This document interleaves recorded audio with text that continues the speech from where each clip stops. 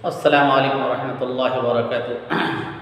अजीज़ तलबा व तलबात, बूढ़ी काकी का जो सबक हम लोग पढ़ रहे हैं वह तकरीबन पेज नंबर 25 यानी सफ़ा नंबर 5 तक दूसरा खाना तैयार हो गया। आंगन में पत्तल पड़ गए, मेहमान खाने लगे। औरतों ने जो गाना शुरू किया, मेहमानों के टाई और खिदमतकार भी इसी जमात के साथ पर्दा हट कर खाने बैठे हुए थे। लेकिन आदाब मजलिस के मुताबिक जब तक सबके सब खाना ना खा चुके कोई उठ ना सकता था। दो एक मेहमान जो ज़रा तालिब याफ्ता थे, खिदमतगारों की पुरखोरी पर यानी ज़्यादा खाने पर खाने पर झुंझला रहे थे। जो तालिब याफ्ता लोग थे, क्यों इस तरह खाना खा रहे हैं। वह इस बात को माना मोहम्मद समझ रहे थे कि इसका कोई माना नहीं है, कोई समझना नहीं, जिसको खाना खा लिया उसको उड़ जाना चाहिए। यहाँ तक की जो बातें थी वो आपके सामने तशरीह की जा चुकी हैं। उम्मीद है कि आप लोग पढ़ रहे होंगे और समझे भी होंगे। आइंदा देखिए क्या होता है बूढ़ी काकी के साथ कि बूढ़ी काकी अपनी कोठरी में जा कर के पछता रही थी। यहाँ मेहमान खा रहे थे और जो उसको ला कर के रख डाला था वो वहाँ जा कर के पछता रही थी वो बूढ़ी काकी कि कहाँ से कहाँ गई, कहाँ जाना था, क्या हो गया। वो बूढ़ी काकी भी समझ में नहीं आ रहा था। उन्हें रूपा पर गुस्सा नहीं था, अपनी उजरत पर अफसोस था। तो गुस्सा रूपा पर नहीं था, उसने आकर मुझे बताया नहीं। और ना ही उस पर कोई गुस्सा था, उन्होंने क्यों ला करके इस पर भी गुस्सा नहीं और उसने नहीं बताया इस पर, बल्कि उसकी अपनी उजलत पर, अपनी जल्दबाजी पर गुस्सा आ रहा था कि मैंने क्यों अभी मेहमान खाए नहीं और मैं वहाँ जा कर के बैठ गई। ये मेरे ही ख़ता है, मेरी ही गलती थी, जिसको वो पछता रही थी और अपने पर गुस्सा भी हो रही थी। कौन? बूढ़ी काकी। तो कह अपनी उजरत पर अफसोस था, उसको गुस्सा भी था, अफसोस भी था। सच तो यह है कि जब तक मेहमान लोग खाना ना खा चुकेंगे घर वाले कैसे खाएंगे। जाहिर है कि वो सोच रही थी कि जब तक मेहमान जिसके लिए खाना तैयार किया जाता है जब वही नहीं खाया तो फिर दूसरे कहाँ से खाएंगे, कैसे खाएंगे। मुझसे इतनी देर भी ना रहा गया। अब अपने आप को कोस रही है वो कि मुझे इतनी देर भी नहीं रहा गया कि मेहमान खा लेते तब मैं जाती। ये भी सबके सामने पानी उतर गया, सबके सामने मेरी शर्मिंदगी हो गई, मैं शर्मिंदा हो गया। अब जब तक कोई बुलाए ना आएगा ना जाऊंगी। इस बूढ़ी काकी ने अवश्य अपने दिल में ठान ली कि अब जब तक कोई बुलाने के लिए नहीं आएगा कि चलो तुम्हें खाना खा लो, तब तक मैं इस कोठरी से, इस रूम से बाहर नहीं जाऊंगी। ये उसने ठान ली, यह इरादा कर लिया। दिल में यूं फैसला करके वह खामोशी से बुलावे का इंतज़ार करने लगी कि कोई बुलाएगा तो मैं फिर जाऊंगी, इंतज़ार करने। लेकिन घी की मरगूब खुशबू बहुत सब्र आज़मा साबित हो रही थी कि जो घी की खुशबू और दूसरी चीज़ें बन रही थी उसकी खुशबू जो है और वो मरगूब ग़िज़ा जो थी उसकी बहुत ही ज़्यादा सब्र आज़मा होता जा रहा था। कब तक सब्र, कभी तक कोई बुलाने के लिए नहीं आया, मुझे मैं क्यों नहीं जाऊंगी, क्या हुआ। ये बहुत ही सब्र का पैमाना उनका भी फिर लबरेज होता जा रहा था। उन्हें एक एक लम्हा, एक एक घंटा मालूम होता था, एक एक मिनट, एक एक सेकंड जो है इस बूढ़ी काकी के लिए कह रहे हैं कि एक एक घंटा साबित हो रहा था कि क्यों नहीं अभी तक बुलाने के लिए आ रहे हैं मुझे, मैं ना खाना आ रहा है मेरे पास कि मैं खाऊं और ना ही कोई बुलाने के लिए आ रहा है कि कम से कम मैं निकल करके जा करके वहाँ खाऊं। अब पत्तल बिछ गए होंगे, ये अपने दिमाग को, जहन दिमाग में दस्तरखान बिछ गया होगा, प्लेटें बढ़ रही होगी, पानी आ गया होगा, मेहमान खा, ये सारी बातें उनके जहन दिमाग में अब वो सोच रही है बैठे बैठे कहाँ, रूम के अंदर। वही बातें इसमें बता रहे। देखिए अब पत्तल बिछ गए होंगे, दस्तरखान बिछ गए होंगे, अब मेहमान आ गए होंगे दस्तरखान पर, लोग हाथ पैर धो रहे होंगे खाने के लिए।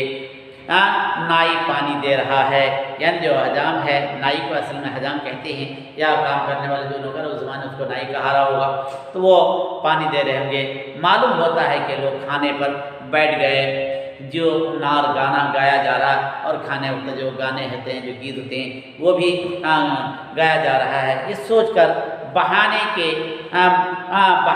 लिए लेट गई। ये सब सोच करके वो लेट गई, थोड़ा सा सो गई और धीरे धीरे एक गीत गुनगुनाने लगी और आहिस्ता आहिस्ता एक जहन दिमाग में वो गीत गुनाने लगी। उन्हें मालूम हुआ कि मुझे गाते बहुत देर हो गई, गाते हुए बहुत देर में महसूस हुआ उस बूढ़ी औरत को कि गाते मुझे देर हो गई। क्या इतनी देर तक लोग खा रहे होंगे, क्या इतनी ही देर तक लोग खाना ही खा रहे होंगे, अभी तक मुझे बुलाने के लिए नहीं आया, ना मेरे पास खाना आया, ना कुछ पता चल रहा है मुझे। वही कह रहा, लोग खा ही रहे होंगे, किसी की बोल चाल नहीं सुनाई देती, कोई भी आवाज़ अब मेरे कानों में नहीं आ रही है, हल्ला गुल्ला गीत गाने किसी चीज़ की चलने फिरने की आवाज़ भी नहीं आ रही है, सुनाई नहीं देती है। ज़रूर लोग खा पी के चले गए होंगे, मुझे कोई बुलाने नहीं आया। सारे लोग खा पी कर चले गए होंगे, लेकिन अफसोस कि मुझे कोई बुलाने नहीं आया। रूपा चिढ़ गई, रूपा अपने आप में गुस्सा हो गई, चिढ़ गई, गुस्सा हो गई। क्या जाने ना बुलाए, सोचती है होगी, सोचती हो क्या आप ही आएंगी, कोई मेहमान नहीं कि बुलाऊं। घर वाले हमारा जो यह है क्या नाम बुधराम है या रूपा मेरी बहू या बच्चे हैं कि वो उसको क्या बुलाए, वो मेहमान थोड़ी है कि उनको बुला कर ला करके दस्तरखान पे खिलाना सब। वो लोग सोच रहे हैं कि भूख लगेगी, खुद ही बूटी निकलेगी और खा करके चली जाएगी। ये इसके जहन दिमाग में ये बातें आ रही है।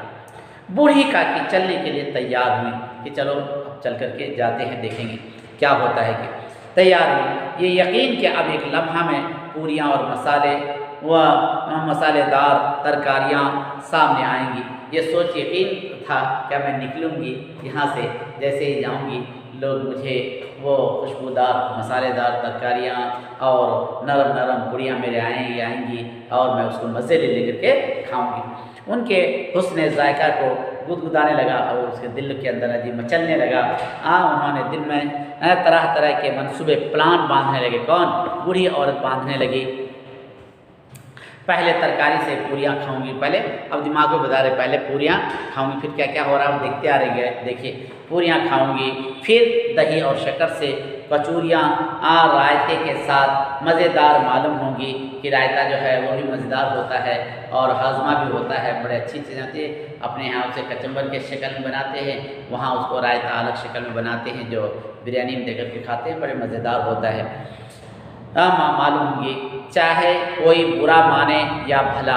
कह रहे बूढ़ी औरत अपने दिल में ये अभी गई नहीं, लेकिन दिल में कह रहे कोई बुरा माने या भला माने, मुझे उससे मतलब नहीं। मांग मांग करके मैं खाऊंगी और दो बोल करके खाती रहूँगी। यही ना लोग कहेंगे कि इन्हें लिहाज नहीं, इन्हें तमीज़ नहीं है, डिसिप्लिन नहीं है, यही कहेंगे। कहा करें, कहने दो, इतने दिनों के बाद पूरियाँ मिल रही हैं तो मुंह जूठा करके थोड़ी ही जब उठाऊँगी कि मुँह में लिया और एक पूरी खाई आकर के, इतने दिनों के बाद पूरी में लोग हज़ार कुछ कहे, मैं तो पेट भर करके खाऊँगी। वो गुरु बैठ करके हाथों के बल घसीटती हुई आंगन में आई, मगर वाह रे के इसकी किस्मत, करें वाह रे किस्मत। किस्मत जब साथ नहीं देती है तो देखिए क्या होता है कि इश्तियाक ने शौक ने अपनी पुरानी आदत के मुताबिक वक्त का गलत अंदाज़ा किया था। अभी गलत ही अंदाज़ा, उनको वक्त का गलत अंदाज़ा लगाया था। मेहमानों की जमात अभी बैठी हुई थी, मेहमान उठे नहीं थे बल्कि मेहमान अभी बैठे ही हुए थी। कोई खा करके अंगुलियाँ चाटता था और कनखियों से देखता था कि कौन आया कौन गया। जो मेहमान हैं वो कनखियों से देखता था कि वो लोग अभी खा रहे हैं या नहीं। कोई इस फिक्र में था कि पत्तल पर पूरियाँ छूटी जाती हैं, यानी रह जाती हैं का दस्तरखान पर, काश किसी तरह उन्हें अंदर रख लेता। क्या कोई इधर उधर के ना क्या तो पूरी उठा करके जेब में रख लेते या कोई थैले में रख लेते। ये सब बातें उस ज़माने में थी और वो सोच रही हैं किस तरह उन्हें अंदर रख लेता। कोई दही खा के ज़ुबान चटखारता था, खा रहा था, चटखारे मारता था करके, लेकिन दूसरा शुक्र मांगते हुए शर्माता भी था कि अभी कैसा मांगो। ये भी शर्मा भी रहा था कि इतने में बूढ़ी काकी रेंगती हुई उनके बीच जा पहुँची। ये सब अंगुलियाँ खा रहे थे, कोई दही मांग रहा था, कोई रेते खा रहा था, कुछ इतने में बूढ़ी औरत रेंगती हुई वहाँ मैं पहुँच गई दस्तरखान में। वही कह रहे रेंगती हुई उनके बीच पहुँची, जा पहुँची। कई आदमी चुप करके ये कौन है बूढ़ी औरत, कहाँ से आई, कौन है ये? ज़ाहिर है कि इंसान नहीं पहचानता तो वो बोलेगा ही। तो चुप करके उठ खड़े हो गए। एक वक्त वहाँ से जो बैठे हुए थे ये एक वक्त उठ करके खड़े हुए। आवाज़ें आई, एक वक्त आवाज़ भी आई, क्या है? अरे ये कौन बुढ़िया है, अरे ये कौन, ये पहचानेगा तभी तो कोई करे, लेकिन कोई पहचानने के लिए तैयार नहीं था, पहचानता नहीं था। ये कहाँ से आ गई? देख किसी को छू मत, अरे किसी को इसका सुकून खराब ना हो जाए, किसी को छू ना लगे, इसलिए जल्दी करो। पंडित बुद्धराम इसका भतीजा काकी को देखते ही गुस्से से तिलमिला गया। जैसे ही अपनी चाची को देखा, ये गुस्से से तिलमिला गया, बहुत ही ज़बरदस्त खफा हुआ। पूरियों का थाल लिए खड़े थे, मेहमानों को दे रहे थे पूरी ले लेकर के थाल में। थाल को ज़मीन पर पटक दिया, थाल को एक बैग ऐसा छोड़ दिया। और कौन? उसका सगा भतीजा ज़मीन पर पटक दिया। और जिस तरह बेरहम साहूकार, एक साहूकार ने मालदार, एक मालदार इंसान एक साहूकार करें कि अपने किसी नादहिंद मफरूर असामी को, यानी बेअकल बेवकूफ़ और वो भी भागा हुआ मुलजिम को आसामी देखते ही झपट कर उसका टेंटवा लेता है कि एक मुजरिम हो और भागा हुआ हो और वो जुर्म क्या हो, और वो उसको एक बार देखा हो कि लोग किस तरीके से उसके ऊपर पकड़ता है, झपटता है और उसके गला पकड़ लेता है, उसके गिरीबान को पकड़ लेता है तेजी के साथ। इसी तरीके से बुद्धराम जो इसका भतीजा था, इस बूढ़ी पर झपटा लेता है। इसी तरह लिपा कर उन्होंने बूढ़ी काकी के दोनों शानों जैसा पीछे से पकड़े और घिसेटते हुए लाकर उन्हें उस अंधेरी कोठरी में धम से गिरा दिया। आरज़ुओं का सब्ज बाग लोहे के एक ही झोंके में वीरान हो गया। जो उन्होंने सब्ज बाग दिखा था कि पूरी और सब्जियां खुशबूदार, रेते, दही, ये सब मैं खाऊंगी और ये सब मांग मांग कर खाऊंगी, पेट भरेगा मेरा, ये सब जो चीज़ें थी वो एक लौह के अंदर ख़त्म हो गई। 1 मिनट के अंदर सारी जो हमारी हिस्स थी वो पूरा ख़त्म हो गया। इसमें इंशाअल्लाह आइंदा जो है आगे जो बातें हैं, आगे इंशाअल्लाह आपके सामने उसकी तशरीह की जाएगी। जब तक के लिए खुदा हाफिज़। अस्सलामु अलैकुम व रहमतुल्लाहि व बरकातहू।